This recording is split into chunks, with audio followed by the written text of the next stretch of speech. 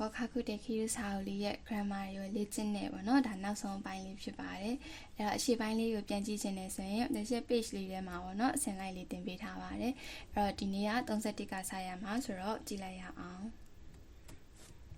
先生の何々大学に受かりましたありがとうございました先生ရဲ့တက္ကသိုလ်ကိုပေါ့နော်先生ရဲ့何々တက္ကသိုလ်ကိုအောင်မြင်ခဲ့ပါတယ်အဲ့တော့ကျေးဇူးတင်ပါတယ်တာမယ်နီဆိုတာအတွက်ကြောင့်အကြောင်းရင်းကြောင့်သူက result တစ်ခုခုဖြစ်ရတယ်ပေါ့နော်အကြောင်းရင်းတွေကိုပြောတဲ့အခါမှာသုံးတယ်စိတ်တဲ့ကကြတော့ကြောင့်ဆိုပြီးတော့မှအနောက်ကမကောင်းတဲ့ဟာမျိုးဖြစ်တယ်ဆိုတာမျိုးပြောတယ်โอคาเกတဲ့ကကြတော့ကျေးဇူးကြောင့်ဆိုပြီးတော့အနောက်ကကောင်းတဲ့ result လေးကောင်းတဲ့ကိစ္စလေးဖြစ်သွားတယ်ဆိုပြီးတော့ပြောတာမုခိနိနောင်မုခဲတော့နောင်မုခိတို့ကလေရည်ရွယ်ထားတာနောင်တွေ့အတွက်ရည်ရွယ်ပြုလုပ်ထားတယ်ဆိုတဲ့ဟာလေးပါရည်ရွယ်ပြုလုပ်ထားတာအမခိုရေဝခိုရိုမမူခဲနီစကူရာတဲ့တာဂိမ်းမှုတဲ့ဒီဟာကကလေးတွေအတွက်ရည်ရွယ်ထားတဲ့ game ဖြစ်ပါတယ်ရည်ရွယ်ပြုလုပ်ထားတဲ့ game ဖြစ်ပါတယ်ဆိုတာမျိုးပေါ့အဲ့တော့ဒီမှာဆိုရင်အဖြေကစန်စီရဲ့ကျေးဇူးကြောင်းနဲ့ပေါ့နော်တက္ကသိုလ်ကိုအောင်မြင်ခဲ့တယ်အဲ့တော့ကျေးဇူးတင်ပါတယ်အဲ့ဒါဆိုရင်32က下町の行ったことないなに社員から反対の意見が出ているအဲ့တော့တတိယပေါ့ပြောခဲ့တဲ့ကိစ္စပြီးတော့ဝန်ထမ်းတွေစီကစန့်ကျင်တဲ့ထင်မြင်ယူဆချက်တွေထွက်ပေါ်လာခဲ့တယ်အဲ့တော့တတိယပြောတဲ့အကြောင်းအရာနိဟန်စတဲ့ဆိုနှစ်စန့်ကျင်ပြီးနော်ဒီဟာကျတော့နှစ်စန့်ကျင်ပြီးဆိုတဲ့ဟာလေးကထင်ထားတာနဲ့စန့်ကျင်ပြီးတော့မျှော်မှန်းထားတာနဲ့စန့်ကျင်ပြီးတော့မျှော်လင့်ချက်နဲ့စန့်ကျင်ပြီးဆိုတဲ့ခါတွေမှာသုံးတယ်နိတိုင်းစတယ်လေးကကြတော့နှစ်နှိုင်းရှင်လိုက်ရင်ပြီးတော့နောက်တစ်ခုကအပေါ်ဆိုတဲ့ဟာလေးရဲ့အဲ့ဒီနောင်ပေါ်မှာဘယ်လိုမျိုးတုံ့ပြန်ကြတယ်လို့ဘယ်လိုမျိုးသဘောထားကြတယ်ဘယ်လိုမျိုးဆက်ဆံကြတယ်ဆိုတဲ့ဟာမျိုးလေးတွေနိရော့တယ်ကတော့လိုက်ရွေတို့မူတီရွေတို့ပြီးတော့ဂျောင်းတို့ပေါ့နော်အဲ့လိုဟာတွေမှာသုံးတာပြီးရင်အိုဆူကြည့်တဲ့ဆိုတဲ့ဟာလေးကလည်းအရှိမခဏရှင်းထားရပေါ့နော်အဲ့တော့ဒီမှာတော့အသေးစိတ်မပြောတော့ဘူးဘာသာပြန်တဲ့ဟာလေးကနိုင်နာနီကိုဆူကြည့်တဲ့ဆိုရင်မှတဆင်းတို့ဒါမှမဟုတ်လေကာလာပလုံးတို့တလျှောက်လုံးတို့လုံးတို့အဲ့လိုခါတွေမှာသုံးနေပေါ့အဲ့တော့ဒီမှာဆိုရင်တော့တထေးပြောတဲ့ကိစ္စအပေါ်မှာဝန်ထမ်းတွေစီကစန့်ကျင်တဲ့ထင်မြင်ယူဆချက်တွေထွက်ပေါ်လာတဲ့ဒါကြောင့်မို့အဖြေကနိဗ္ဗာန်အဲ့ဒါဆိုရင်အောက်က33ကစမာရနိုင်ရှိကောတို့ဇက်တိုင်းနိယာရီတာခုနိုင်ပြင်းစရာကောင်းတဲ့အလုပ်ပြီးတော့မှလုံးဝကိုမလုပ်ချင်ဘူးနန်းခါဆိုတာဒရီပါဒရီဆိုတဲ့ဟာမျိုးဒီလိုမျိုးပေါ့နော်အရေးသိပ်ပြီးတော့အရေးမကြီးတဲ့ကိစ္စတွေနော်ပြင်းစရာကောင်းတဲ့အလုပ်တွေပါတယ်လုံးဝမလုပ်ချင်ဘူးဒါကြောင့်မို့နှိတော့အဖြေကတော့အချစ်ဖြစ်မယ်အဲ့တော့တခြားပေးထားတဲ့ဟာလေးတွေကခုတိုင်းဆိုတာလောက်တို့ခန့်တို့ပြီးတော့လေးလောက်တော့ဆိုတာမျိုးလေးပေါ့မိုနိုကာဆိုတဲ့ဟာလေးကနှိတော့ကအန်တူးကြရင်တင်ရတယ်ဆရာလားဆိုတဲ့ဟာဆရာလားလုံးဝမလုပ်ဘူးဆိုတဲ့ဟာမျိုးလုပ်เสียလားလုံးဝမလုပ်ဘူးလို့ပြောเสียလားလုံးဝမပြောဘူးပေါ့နော်အဲ့ဒီလိုမျိုးအခြေအနေမှာတုံးတာတိုးရှ်တဲ့ကတော့အနေနဲ့အဲ့တော့ဒီမှာကပြင်းစရာကောင်းတဲ့အလုပ်တွေပါကြွေလုံးဝမလုပ်ချင်ဘူးအကြောင်းလို့အချီပါအဲ့ဒါဆိုရင်အောက်က34ကတော့တိုင်ဖုန်းဆွေရောခါစေတဲ့ခိကတာဝရဲတဲ့ရှိမတာအဲ့တော့မုန်တိုင်းအားကောင်းတဲ့လေတွေကြောင့်တစ်ပင်ကလဲကျသွားခဲ့တယ်။အိုမိုတိုနီနိုင်နာနီယိုမိုတိုနီဆိုတဲ့ဟာလေးကအရင်တည်းကပြောခဲ့တယ်။ကိုအခြေခံပြီးသူကဘယ်လိုချင်းနေမှာတုံးလဲဆိုတော့ A ကိုအခြေခံပြီးတော့ B ကိုပြုလုပ်တာဝိထုကိုအခြေခံပြီးရုပ်ရှင်ရိုက်တယ်ဆိုတာမျိုးပေါ့ A ကိုအခြေခံပြီးတော့မှ B ကိုပြုလုပ်လိုက်တာနိုင်နာနီယိုဟာကြီးမဲနိုင်နာနီကိုဟာဂျီမဲဆိုတဲ့ဟာလေးကနိုင်နာနီကစပြီးအဲ့တော့သူကဘယ်လိုနေရာမှာတုံးလဲဆိုတော့ကစပြီးအနောက်ကအခြားတော့ဆိုတာမျိုးလေးအခြားတော့ဥမာခုနောတိုင်းအခုခံနေကတိုင်းနေစုဟာဂျီမဲပြီးတော့ဘာရှိမလဲတိုင်းနေစုအပြင်ပေါ့နော်တခြားအားကစားတွေဆိုဘာရှိမလဲစက္ခာယပေါ့ ဘ ပြီးတော့ yakyu နာတို့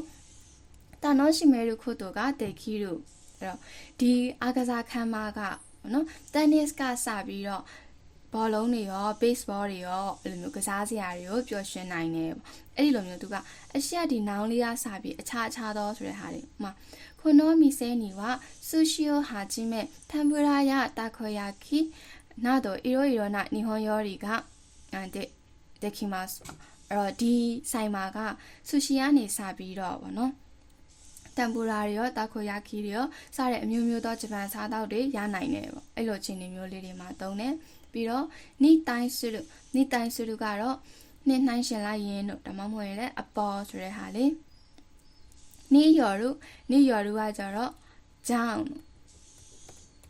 ပြီးအားဖြင့်သူကနီယော့တဲ့နဲ့တူတယ်နီယော့တဲ့အဲ့ဒါကိုမှအနောက်ကပေါ့နော်နေတော့ကြောင့်နောင်ဆိုပြီးတော့အနောက်ကနောင်လေးပါလာရင်နီယော့တဲ့ကနေပြီးတော့ယော်ရူဆိုပြီးပြောင်းသွားတာအဲ့တော့ဒီမှာဆိုရင်မုံတိုင်းအားကောင်းတဲ့လေဆိုတော့မုံတိုင်းကြောင့်ပေါ့နော်မုံတိုင်းကြောင့်ဖြစ်တဲ့အားကောင်းတဲ့လေတွေကြောင့်တစ်ပင်ကလဲကျသွားခဲ့တယ်ဒါကြောင့်မို့အဖြေကယွန်းပန်းအောင်ထဲမှာ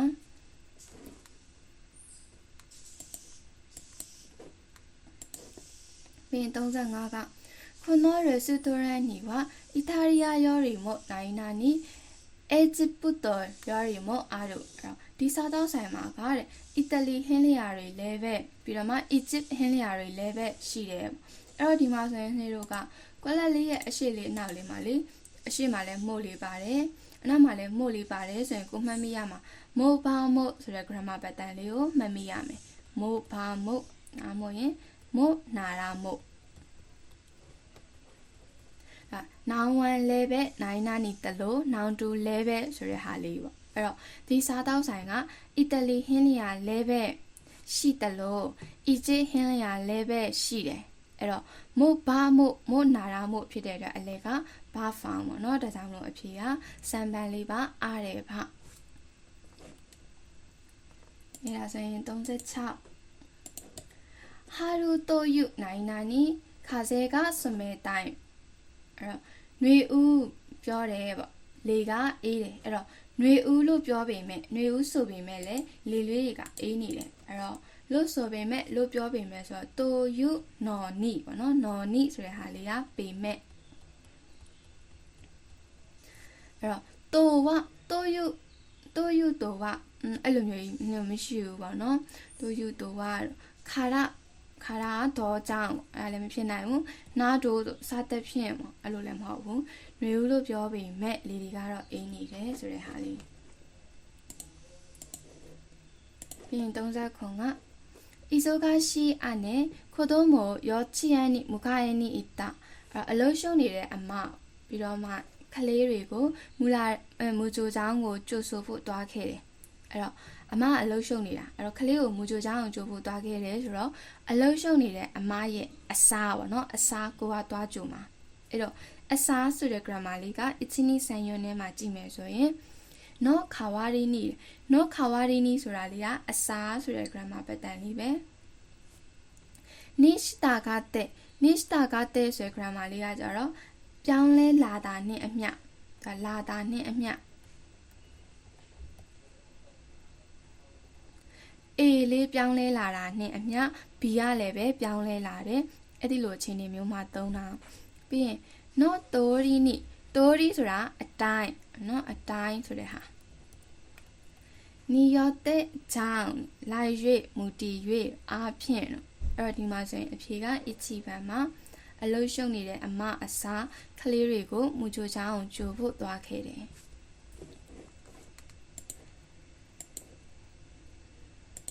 အောက်က38ကတော့弟は勉強はあまりできないがスポーツနိုင်နာには誰にも負けないမောင်လေးကစာလေးလာတာကိုတော့တိတ်မလုံနိုင်ပေမဲ့အားကစားဘဒူကိုမှမရှုံးဘူးနေ့တိုင်းတဲ့နှစ်နှိုင်းရှင်လိုက်ရင်ဆိုတာလေးကအကြောင်းအရာနှစ်ခုကိုနှိုင်းရှင်ပြီးတော့ဆန့်ကျင်ဘက်ဖြစ်နေတာတွေတိတာကွာခြားနေတာတွေကိုပြောတာနီတိုတဲ့ဆိုတာလေးကအတွက်တော့နီတိုတဲ့ဆိုရင်အတွက်တော့ အဲ့တော့နိခါခဲတဲ့ဝနိခါခဲတဲ့ဝဆိုတာအရင်နေ့တော့တစ်ခါပြောလိုက်တယ်ဘာလဲဆိုတော့မှာတော့ဆရာကြီးပဲဆိုတဲ့ဟာမှာတော့လုံးဝကျွမ်းကျင်တဲ့ဆရာကြီးပရိုကြီးပဲဆိုတဲ့ဟာမျိုးနိဆွေတဲ့ကကြတော့နှစ်ပတ်သက်ပြီးဒါနောင်နှစ်ပတ်သက်ပြီးဆိုပြီးတော့အဲ့ဒီနောင်အကြောင်းပို့ပြီးတော့သိလာစေမဲ့ပေါ့နော်ဗတ်မျိုးတွေဖြစ်တဲ့မေးတယ်တို့နားထောင်တယ်တို့ရှာဖွေတယ်တို့စစ်တမ်းကောက်တယ်တို့ရှင်းပြတယ်တို့စသဖြင့်ပေါ့နော်အဲ့ဒီလိုဗတ်လေးတွေလာတာအဲ့တော့ဒီနေရာမှာဆိုရင်မောင်လေးကစာတော့မလုံနိုင်ပေမဲ့အကစားမှာတော့ဘယ်သူ့ကိုမှမရှုံးဘူးပြောချင်တာအကစားမှာတော့သူကဆရာကြီးပဲပေါ့ဒါကြောင့်မို့အဖြေလေးကစမ်းပန်းကိုရွေးရမှာပါ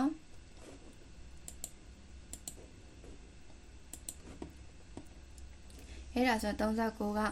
ဟီတိုရီဂူရာရှိတာတို့ဟီတိုစကီနီရချင်ရခိုးနေဆွေဟီတဲ့ဂျူမန်အန်ဂူရိုင်းဟာရောက်နိုင်နာနီနာရီမတ်အဲ့တော့တယောက်တည်းနေထိုင်မယ်ဆိုရင်တလချင်းစီမှာအိမ်ငါးကားရဲ့လူမျိုးခိုးဆိုတာကြောင့်အလင်းရောင်ဆိုတော့ဒီမီးကားတွေတို့ဒါမှမဟုတ်လဲ gas ဖိုးတွေပေါ့နော်အဲ့ဒီလိုအဖိုးတွေက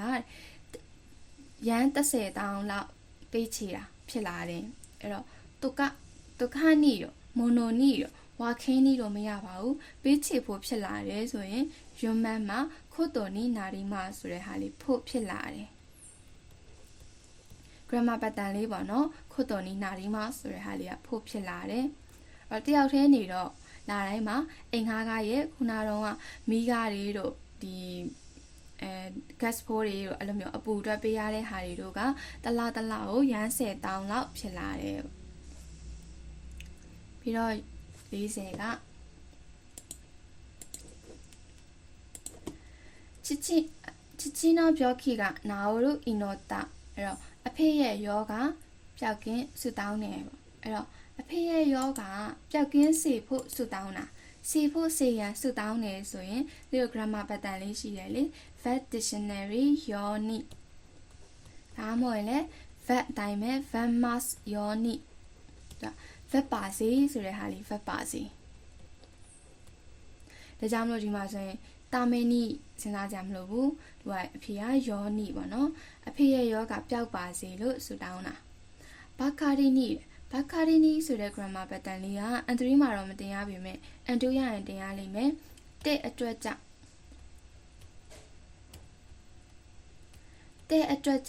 ဆိုပြီးတော့မှမကောင်းတဲ့ဟာ minus result ဖြစ်သွားတာအဲ့ဒီဟာလေးအတွက်ကြောင့်အဲ့ဒီလိုလေးဖြစ်နေတဲ့အတွက်ကြောင့်ဆိုပြီးတော့မကောင်းတဲ့ရလဒ်မျိုးဖြစ်သွားတာမျိုးမှတုံးတယ်အခုတုံးနီလည်းမဟုတ်ဘူးပေါ့နော်ယောနီ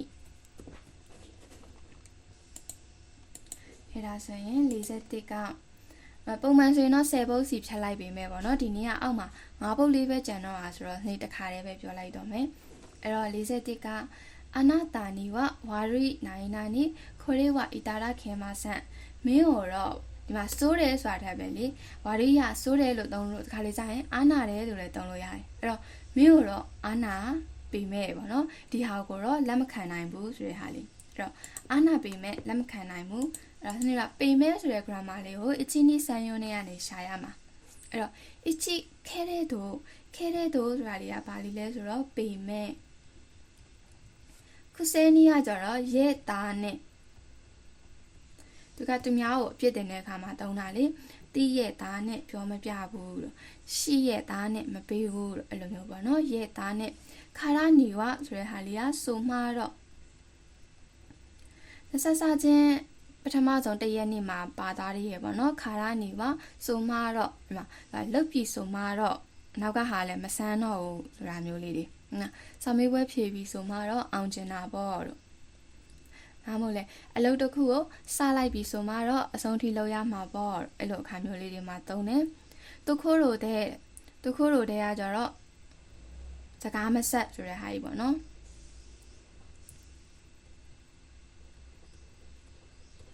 အဲ့မဆိုင်ဘူးပေါ့နော်ဒါကြောင့်မလို့အဖြေကအချီပန်မှာမင်းကိုတော့အာနာပေးမယ်လေဒီဟာတော့လက်မခံနိုင်ဘူးအဲ့ဒါဆိုရင်42လေးကတော့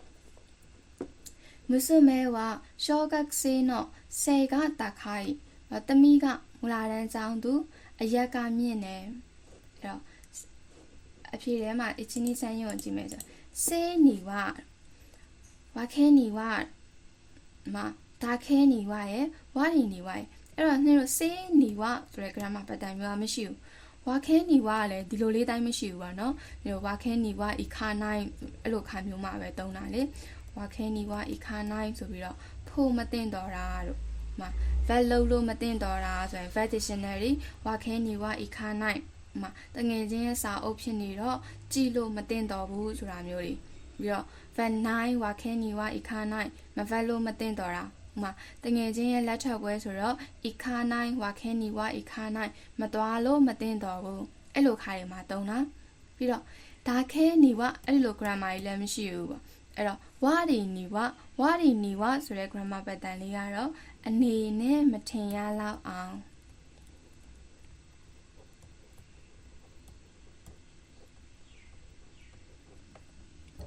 နည်းနည်းဖြစ်တဲ့နာလေးနဲ့ပေါ့နော်လွဲနေတာမျိုးတွေဒီမှာဆိုရင်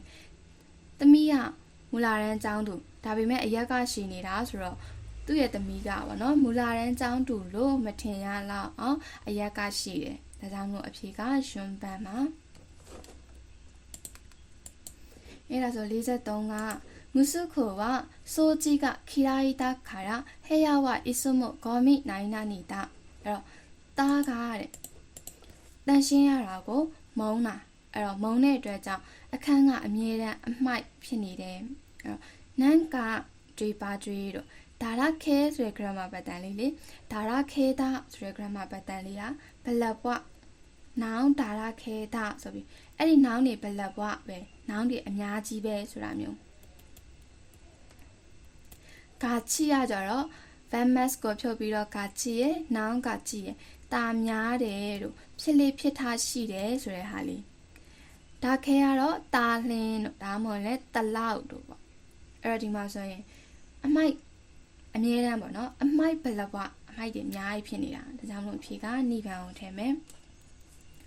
အဲ့ဒါရခဲဆိုတဲ့ grammar pattern လေးကအခုလိုမျိုးပေါ့နော်မကောင်းတဲ့နောင်တွေအများကြီးပဲဆိုပြီးပြောတဲ့အခါမှာသုံးတာ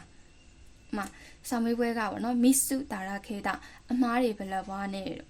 ဒါမှမဟုတ်လေခါရသားကပေါ့နော်ခဲကဒါရခဲတာဒဏ်ရာတွေဘလက်ဘွားပဲဆိုတဲ့ဟာတွေမှာသုံးတာအဲ့ဒါဆိုရင်44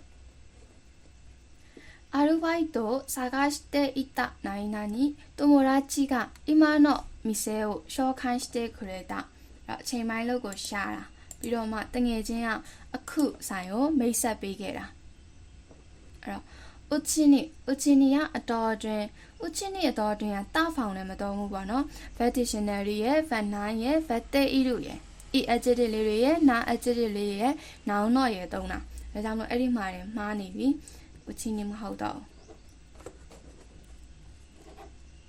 ပြီးတော့တခိုးတော့ဆိုတာ verb 10 ita တခိုးတော့သူအတွဲလိုက် verb 10 ita တခိုးတော့ verb နေတော့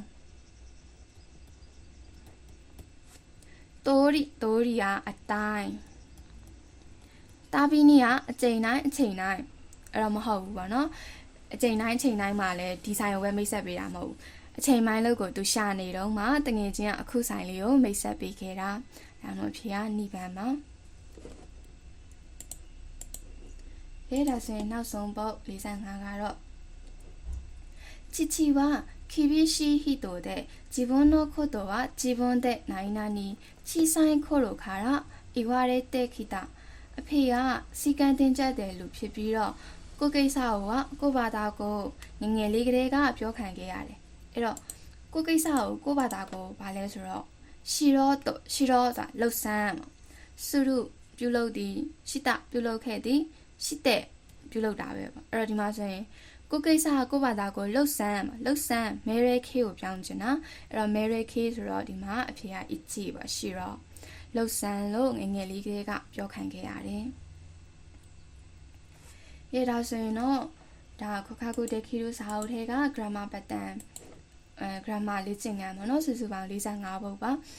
ဒါလေးတွေကိုအပိုင်း4ပိုင်းခွဲပြီးတော့4ရက်ခွဲတင်ပြီးတော့ပေးခဲ့တယ်အဲ့တော့အခုမှဒီဗီဒီယိုတွေ့မိတဲ့လူတွေကအရှေ့ပိုင်းတွေကိုကြည့်ချင်တယ်ဆိုရင်ဒီ page လေးထဲမှာပေါ့နော်ဝင်ပြီးတော့ကြည့်လို့ရတယ် အဲ့တော့နေ့တိုင်းကြီးလာခဲ့တယ်ဆိုရင်လည်းပေါ့နော်နောက်ဆုံးနေ့လေးမှာအဆင်ပြေလားမပြေလားပေါ့နော်ဒီအားရှိအောင်လို့ပြောခဲ့ရင်လည်းရပါတယ်အဲ့တော့အားလုံးကျေးဇူးတင်ပါတယ်နောက်ထပ်လည်းပေါ့နော်ဆောင်းရွေးပွဲအတွက်အကျိုးရှိမဲ့အရာတွေရောဂျပန်စာလေ့လာနေတဲ့လူတွေအတွက်ပေါ့နော်အသုံးဝင်မဲ့အချက်အလက်လေးတွေရောဝေမျှပေးသွားအောင်မှာဖြစ်တော့စောင့်ကြည့်ပေးပါအောင်နော်